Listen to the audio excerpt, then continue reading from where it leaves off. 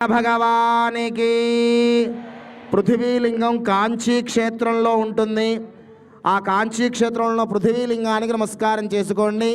రెండవ లింగం ఆపహ అంటే నీళ్ల లింగం, నీటితో ఉన్న లింగం.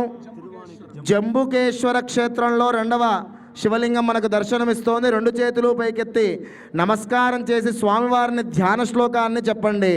ఓం నమస్తే దేవదేవేశ, నమస్తే పరమేశ్వర, నమస్తే వృషభారూఢ నకారాయ నమో నమః, నమో నమః.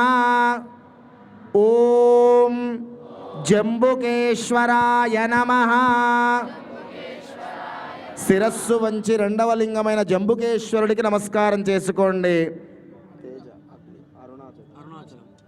మూడవ లింగం అగ్నిలింగం. పృథివీ అంటే భూమి, ఆపహ అంటే నీరు, మూడవది తేజ అంటే అగ్నిలింగము. అరుణాచల క్షేత్రం తిరువన్నామలై అని చెప్తాం. అరుణాచలేశ్వరుడికి రెండు చేతులు పైకెత్తి నమస్కారం చేసి చెప్పండి అందరూ కూడా.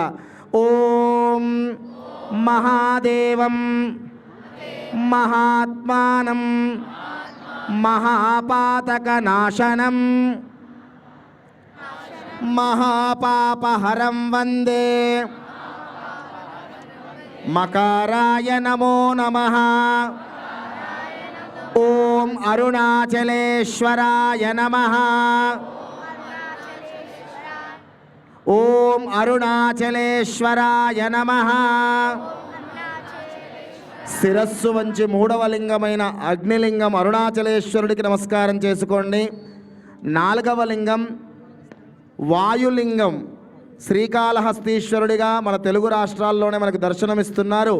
రెండు చేతులు పైకెత్తి ఆ శ్రీకాళహస్తీశ్వరుడికి నాలుగవ లింగానికి నమస్కారం చేసుకొని అందరూ చెప్పండి. శివం శాంతం జగన్నాథం లోకానుగ్రహకారకం శివమేకం పరం వందే శికారాయ నమో నమః. శిరస్సు వంచి పరమేశ్వరుడికి నమస్కారం చేసుకోండి.